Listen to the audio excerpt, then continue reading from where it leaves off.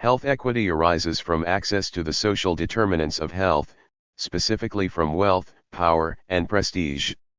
Individuals who have consistently been deprived of these three determinants are significantly disadvantaged from health inequities, and face worse health outcomes than those who are able to access certain resources.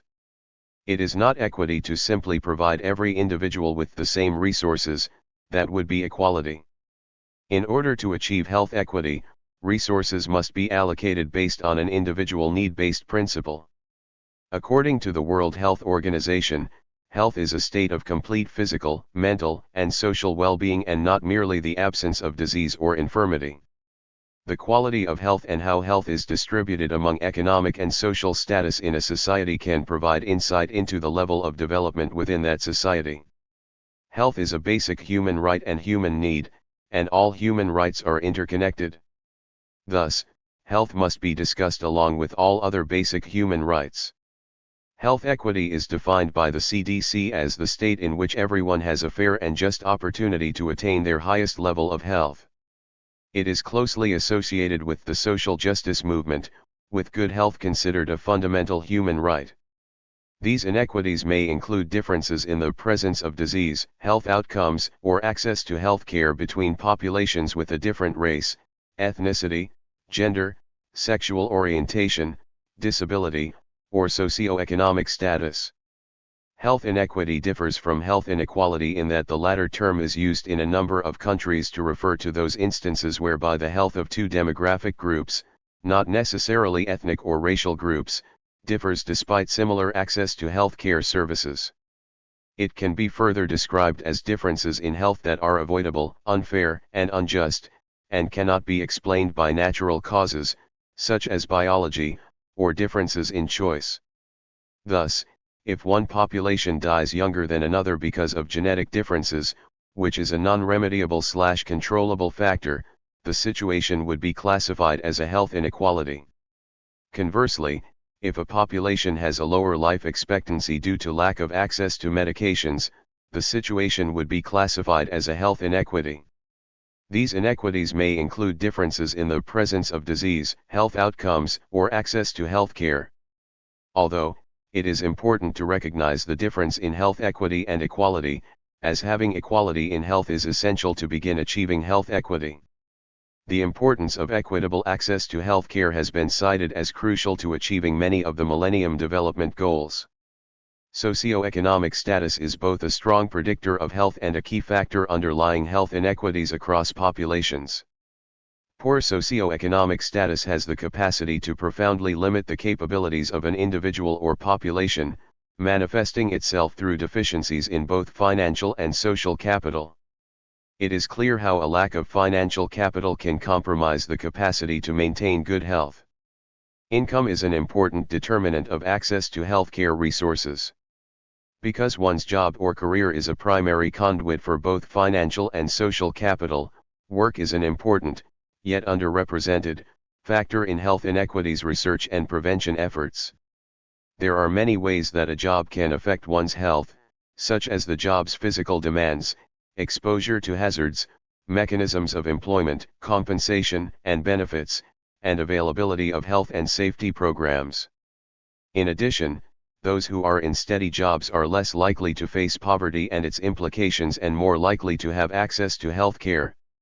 Maintenance of good health through the utilization of proper healthcare resources can be quite costly and therefore unaffordable to certain populations. In China, for instance, the collapse of the cooperative medical system left many of the rural poor uninsured and unable to access the resources necessary to maintain good health. Increases in the cost of medical treatment made healthcare increasingly unaffordable for these populations. This issue was further perpetuated by the rising income inequality in the Chinese population. Poor Chinese were often unable to undergo necessary hospitalization and failed to complete treatment regimens, resulting in poorer health outcomes. Similarly, in Tanzania, it was demonstrated that wealthier families were far more likely to bring their children to a health care provider, a significant step towards stronger health care. Unequal income distribution itself can be a cause of poorer health for a society as a result of underinvestment in social goods, such as public education and healthcare, disruption of social cohesion and the erosion of social capital. The role of socioeconomic status in health equity extends beyond simple monetary restrictions on an individual's purchasing power. In fact, social capital plays a significant role in the health of individuals and their communities. It has been shown that those who are better connected to the resources provided by the individuals and communities around them, those with more social capital, live longer lives.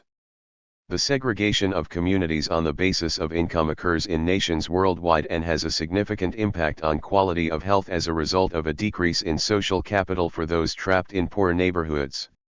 Social interventions, which seek to improve healthcare by enhancing the social resources of a community, are therefore an effective component of campaigns to improve a community's health. Poor health outcomes appear to be an effect of economic inequality across a population. Nations and regions with greater economic inequality show poorer outcomes in life expectancy, mental health, drug abuse, obesity, educational performance, teenage birth rates, and ill health due to violence. On an international level, there is a positive correlation between developed countries with high economic equality and longevity. This is unrelated to average income per capita in wealthy nations. Economic gain only impacts life expectancy to a great degree in countries in which the mean per capita annual income is less than approximately $25,000. The United States shows exceptionally low health outcomes for a developed country, despite having the highest national health care expenditure in the world. The U.S. ranks 31st in life expectancy. Americans have a lower life expectancy than their European counterparts, even when factors such as race, income, diet, smoking, and education are controlled for. Relative inequality negatively affects health on an international, national, and institutional levels.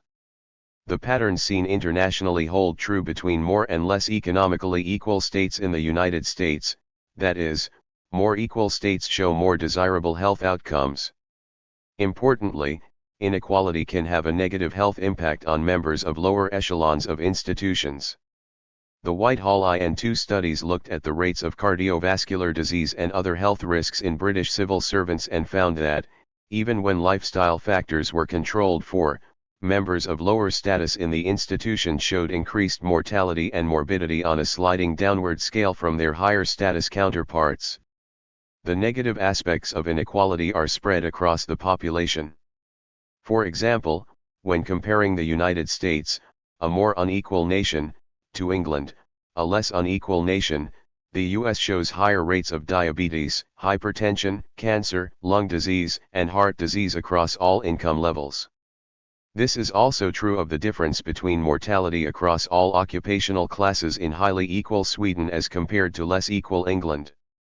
Unconditional cash transfers for reducing poverty used by some programs in the developing world appear to lead to a reduction in the likelihood of being sick. Such evidence can guide resource allocations to effective interventions. The quality of health care varies among different socioeconomic groups. Children in families of low socioeconomic status are the most susceptible to health inequities. Children in poor families under 5 years of age are likely to face health disparities because the quality of their health depends on others providing for them. Young children are not capable of maintaining good health on their own. In addition, these children have higher mortality rates than those in richer families due to malnutrition. Because of their low socioeconomic status, receiving health care can be challenging.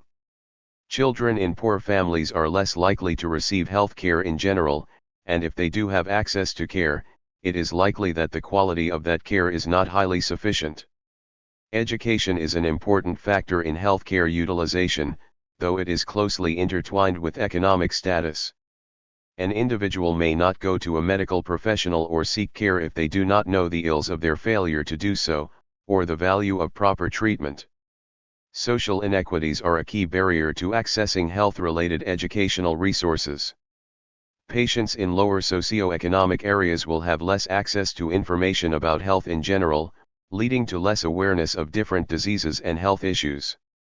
Health education has proven to be a strong preventative measure that can be taken to decrease levels of illness and increase levels of visiting healthcare providers.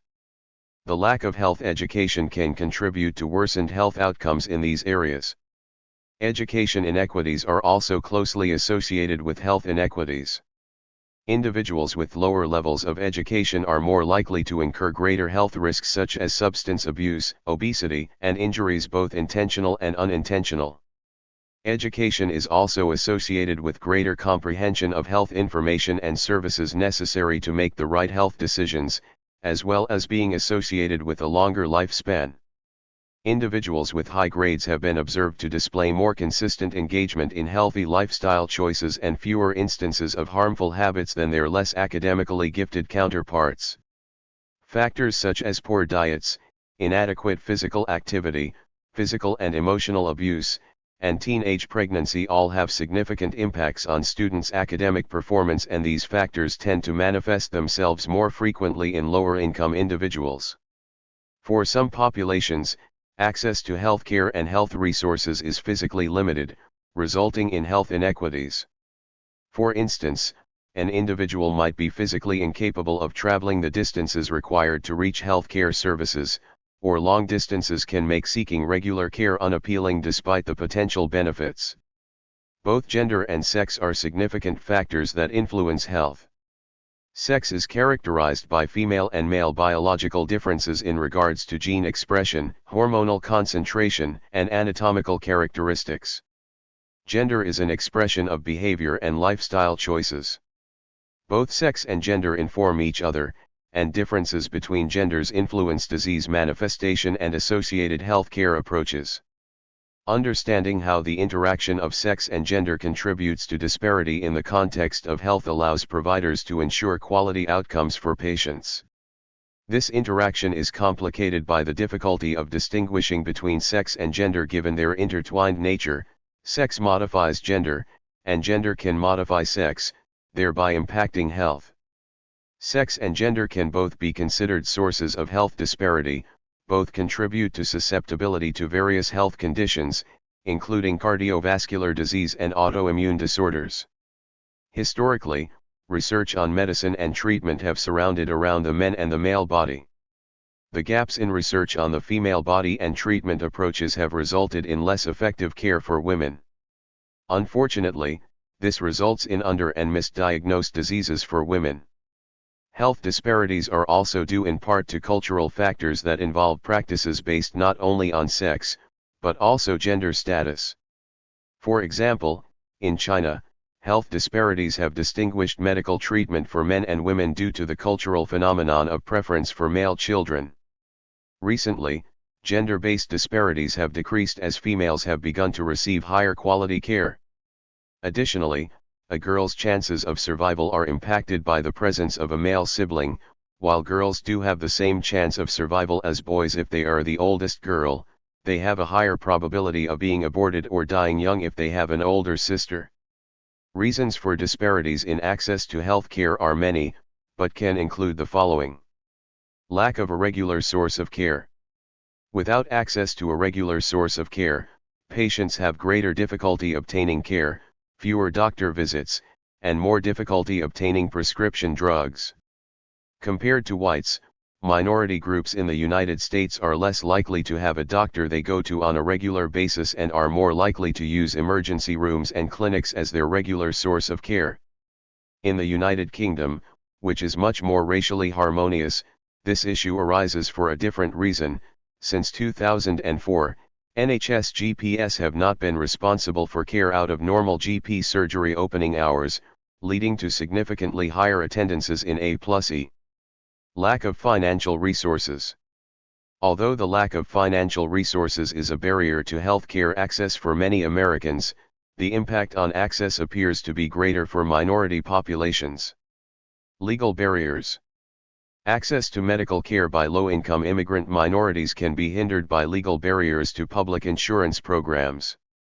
For example, in the United States, federal law bars states from providing Medicaid coverage to immigrants who have been in the country fewer than 5 years. Another example could be when a non-English speaking person attends a clinic where the receptionist does not speak the person's language. This is mostly seen in people who have limited English proficiency, or LEP. Structural barriers. These barriers include poor transportation, an inability to schedule appointments quickly or during convenient hours, and excessive time spent in the waiting room, all of which affect a person's ability and willingness to obtain needed care. Scarcity of providers.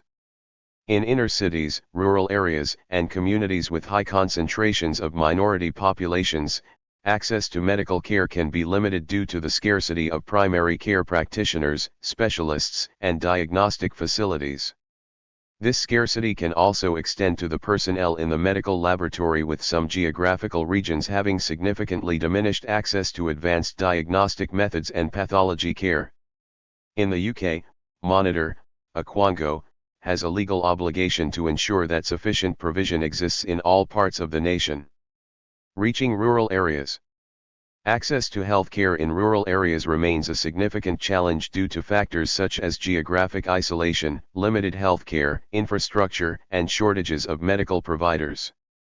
Rural communities often lack sufficient health care facilities and personnel, leading to long travel distances and wait times for necessary care. Additionally, financial barriers, lack of health insurance, and limited transportation options further worsen the difficulties faced by rural populations in accessing health care. These barriers not only limit the frequency and quality of care but also contribute to worse health outcomes compared to urban populations. To address these disparities, targeted interventions, such as improving healthcare infrastructure, expanding mobile clinics, specialized vehicles with trained personnel to treat those of populations where healthcare is not accessible, and increasing provider incentives to work in rural areas, may be necessary. The healthcare financing system. The Institute of Medicine in the United States says fragmentation of the U.S. healthcare delivery and financing system is a barrier to accessing care. Racial and ethnic minorities are more likely to be enrolled in health insurance plans which place limits on covered services and offer a limited number of health care providers. Linguistic barriers.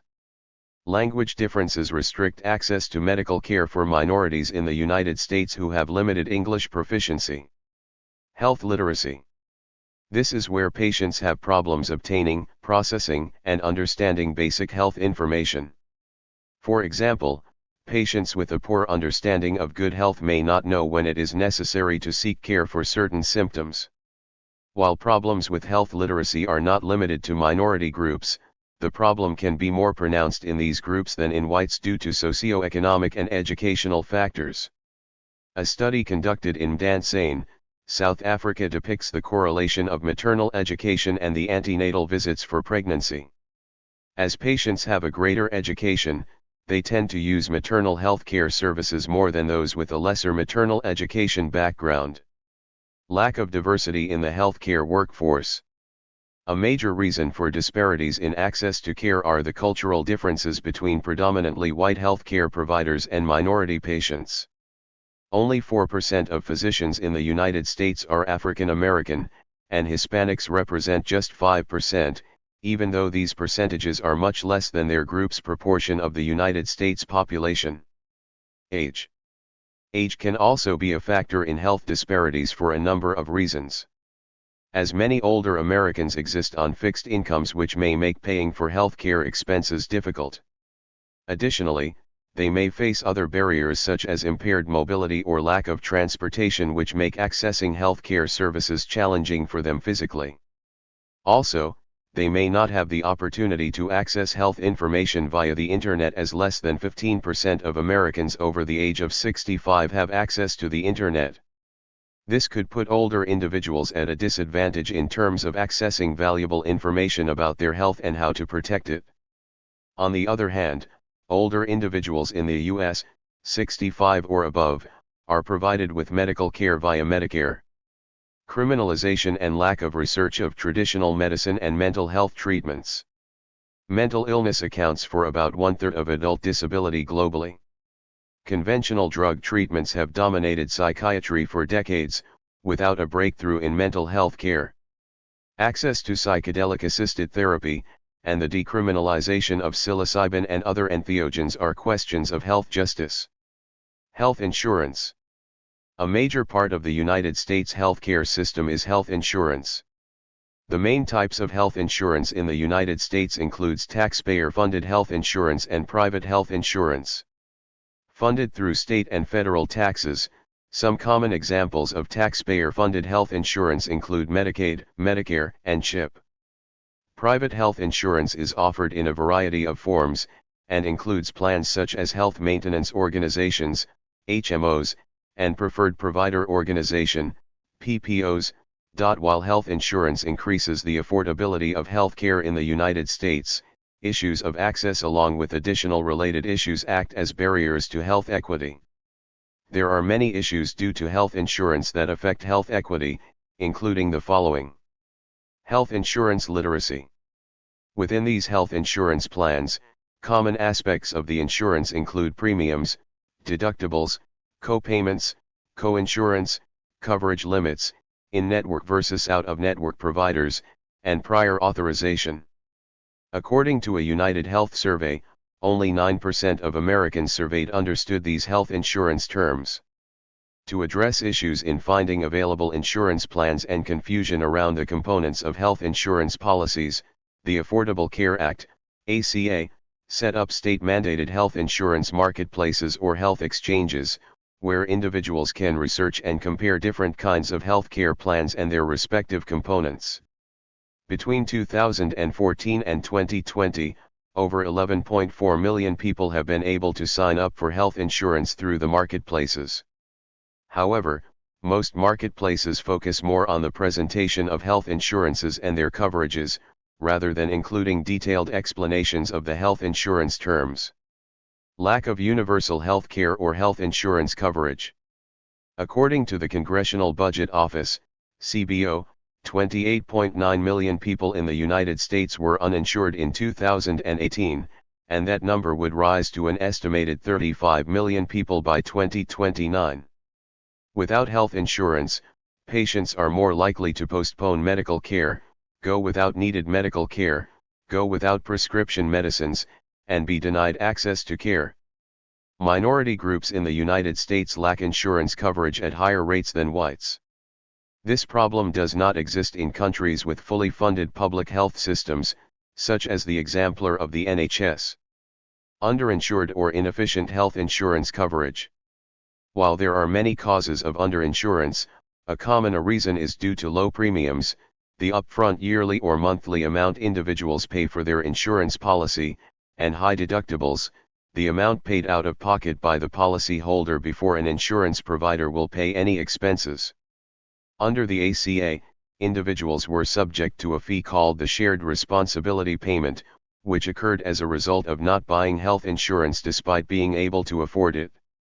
While this mandate was aimed at increasing health insurance rates for Americans, it also led many individuals to sign up for relatively inexpensive health insurance plans that did not provide adequate health coverage in order to avoid the repercussions of the mandate. Similar to those who lack health insurance, these underinsured individuals also deal with the side effects that occur as a result of lack of care. Dental health care. In many countries, dental health care is less accessible than other kinds of health care, resulting in increased risk for oral and systemic diseases. In Western countries, dental health care providers are present, and private or public health care systems typically facilitate access. However, access remains limited for marginalized groups such as the homeless, racial minorities, and those who are homebound or disabled. In Central and Eastern Europe, the privatization of dental health care has resulted in a shortage of affordable options for lower-income people. In Eastern Europe, school-age children formerly had access through school programs, but these have been discontinued. Therefore, many children no longer have access to care. Access to services and the breadth of services provided is greatly reduced in developing regions. Such services may be limited to emergency care and pain relief, neglecting preventative or restorative services. Regions like Africa, Asia, and Latin America do not have enough dental health professionals to meet the needs of the populace. In Africa, for example, there is only one dentist for every 150,000 people, compared to industrialized countries which average one dentist per 2,000 people. Disparities in quality of health care. Health disparities in the quality of care exist and are based on language and ethnicity/race, which includes problems with patient-provider communication. Communication is critical for the delivery of appropriate and effective treatment and care, regardless of a patient's race, and miscommunication can lead to incorrect diagnosis, improper use of medications, and failure to receive follow-up care. The patient-provider relationship is dependent on the ability of both individuals to effectively communicate. Language and culture both play a significant role in communication during a medical visit. Among the patient population, minorities face greater difficulty in communicating with their physicians. For example, Asian American patients were reported to have both less trust and satisfaction with their healthcare providers than that of white patients, and so by a substantial amount. Not only cultural and communication errors arise from here, but also those of racial constraints that have patterned American history for years. This is all occurring even when the Asian American population stands as one of the fastest growing. Despite being the only racial/ethnic group that has cancer as the leading cause of death, they are also linked to extremely low rates of cancer screenings. It is not that they can't, since Asian Americans typically find themselves in the more economically stable side of American society. It is based largely, though, on the distrusts felt by this group towards healthcare providers.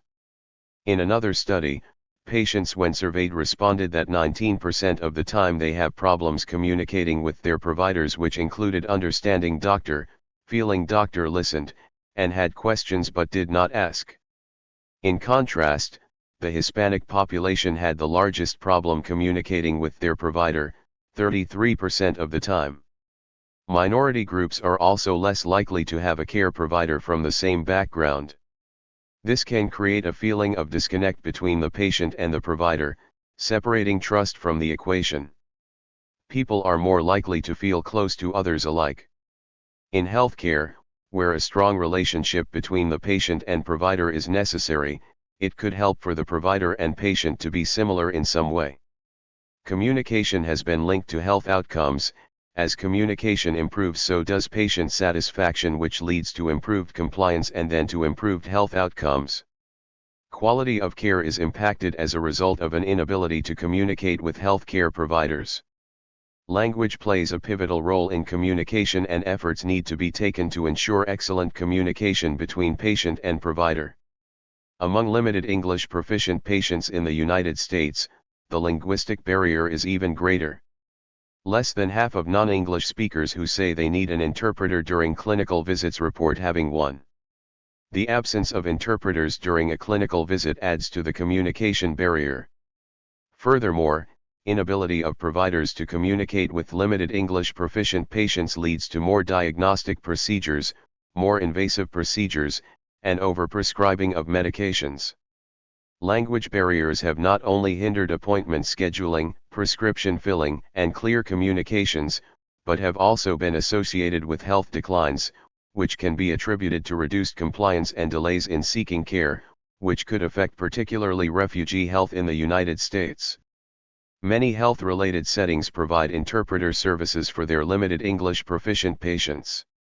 This has been helpful when providers do not speak the same language as the patient.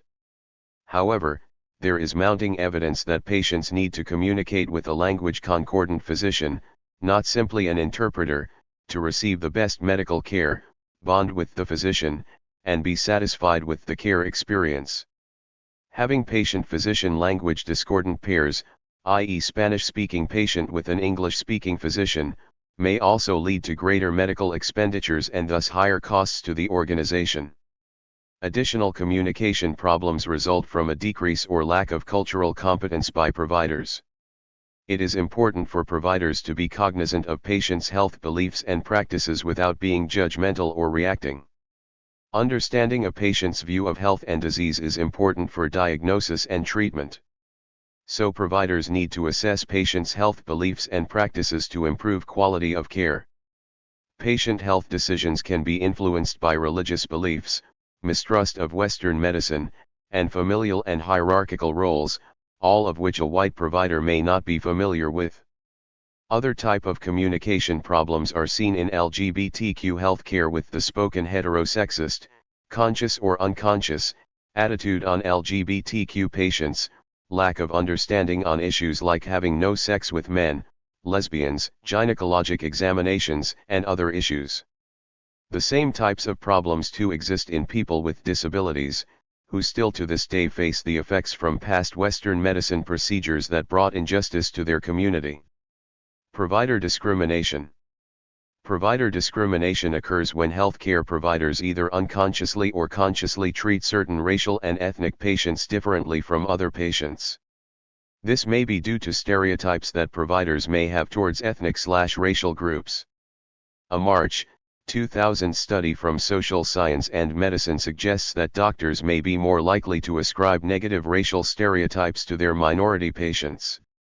This may occur regardless of consideration for education, income, and personality characteristics. Two types of stereotypes may be involved: automatic stereotypes or goal-modified stereotypes. Automated stereotyping is when stereotypes are automatically activated and influence judgments/behaviors outside of consciousness. Goal-modified stereotype is a more conscious process, done when specific needs of clinician arise, time constraints, filling in gaps in information needed, to make a complex decisions. Physicians are unaware of their implicit biases. Some research suggests that ethnic minorities are less likely than whites to receive a kidney transplant once on dialysis or to receive pain medication for bone fractures.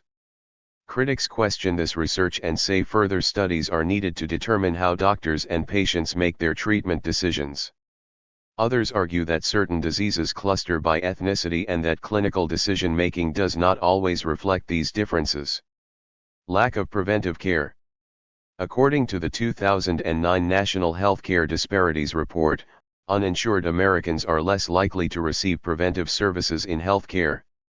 For example, minorities are not regularly screened for colon cancer, and the death rate for colon cancer has increased among African Americans and Hispanic populations. Furthermore, limited English proficient patients are also less likely to receive preventive health services such as mammograms. Studies have shown that use of professional interpreters have significantly reduced disparities in the rates of fecal occult testing, flu immunizations, and pap smears. In the UK, Public Health England, a universal service free at the point of use, which forms part of the NHS, offers regular screening to any member of the population considered to be in an at-risk group, such as individuals over 45, for major disease, such as colon cancer, or diabetic retinopathy. Plans for achieving health equity. There are a multitude of strategies for achieving health equity and reducing disparities outlined in scholarly texts. Some examples include: advocacy. Advocacy for health equity has been identified as a key means of promoting favorable policy change. EuroHealthNet carried out a systematic review of the academic and grey literature.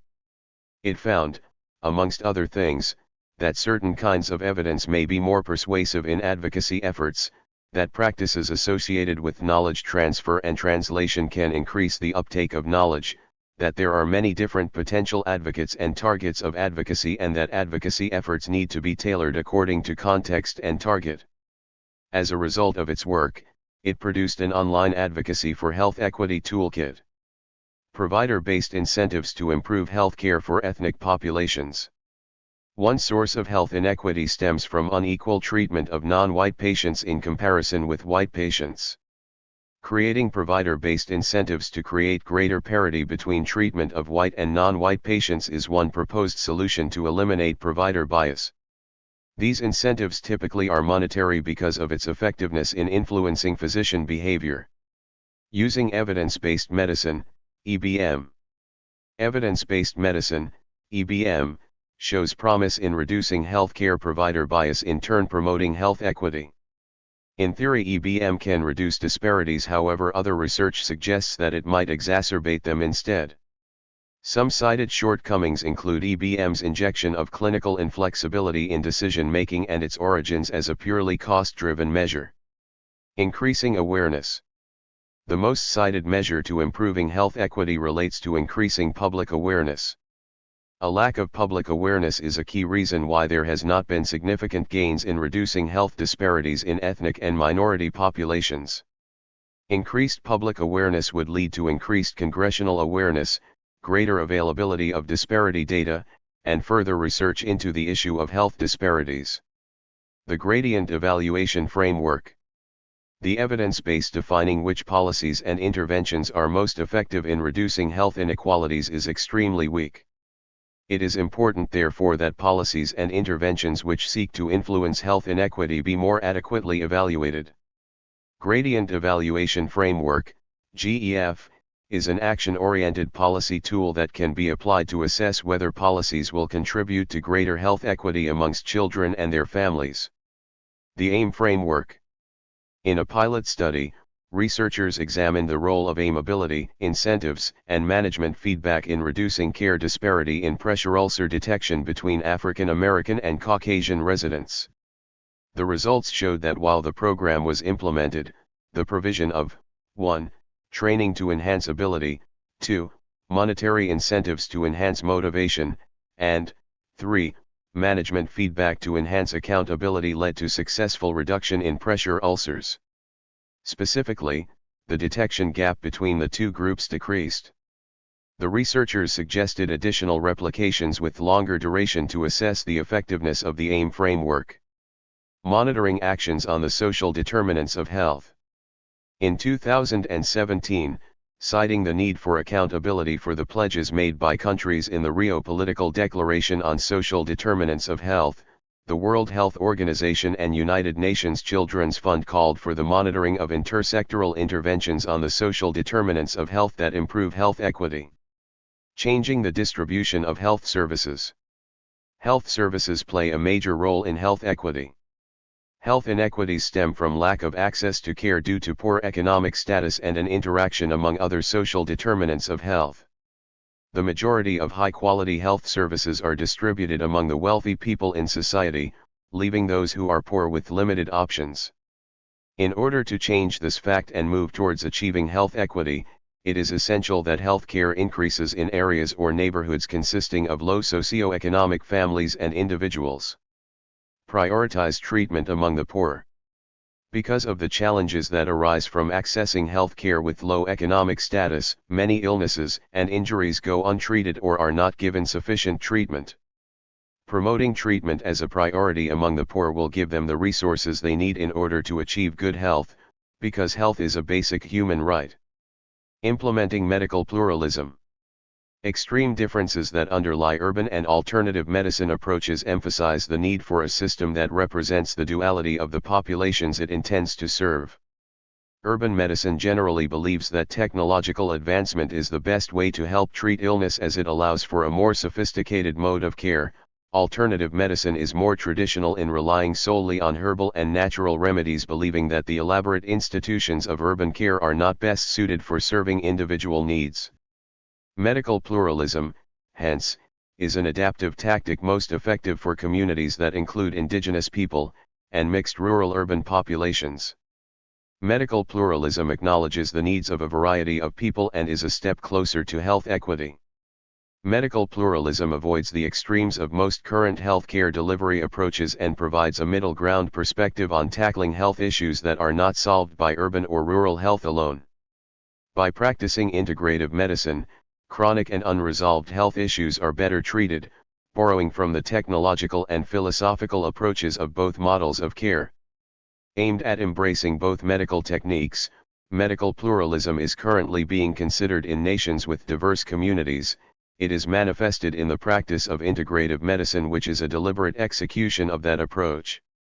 There are currently ongoing efforts to implement this dual model of healthcare delivery regionally in nations composed of very diverse communities, and such is the case in many Latin American countries such as Ecuador that have a large indigenous population.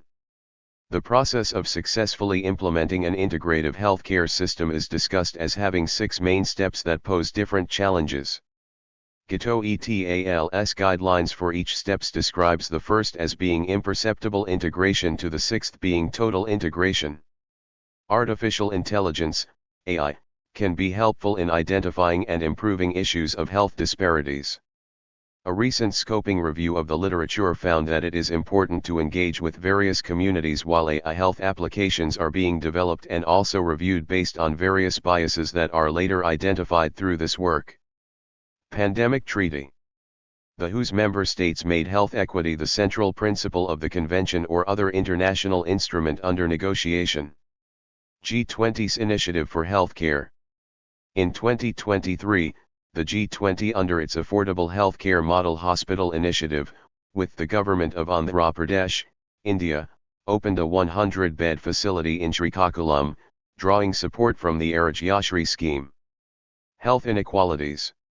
Health inequality is the term used in a number of countries to refer to those instances whereby the health of two demographic groups, not necessarily ethnic or racial groups, differs despite comparative access to healthcare services. Such examples include higher rates of morbidity and mortality for those in lower occupational classes than those in higher occupational classes, and the increased likelihood of those from ethnic minorities being diagnosed with a mental health disorder. In Canada, the issue was brought to public attention by the Lalonde Report. In UK, the Black Report was produced in 1980 to highlight inequalities. On February 11, 2010, Sir Michael Marmot, an epidemiologist at University College London, published the Fair Society, Healthy Lives report on the relationship between health and poverty. Marmot described his findings as illustrating a social gradient in health. The life expectancy for the poorest is 7 years shorter than for the most wealthy, and the poor are more likely to have a disability. In its report on this study, the economist argued that the material causes of this contextual health inequality include unhealthful lifestyles, smoking remains more common, and obesity is increasing fastest, amongst the poor in Britain. In June 2018, the European Commission launched the Joint Action Health Equity in Europe. 249 participants from 25 European Union member states will work together to address health inequalities and the underlying social determinants of health across Europe. Under the coordination of the Italian Institute of Public Health, the joint action aims to achieve greater equity in health in Europe across all social groups while reducing the inter-country heterogeneity in tackling health inequalities. Thank you for watching this video.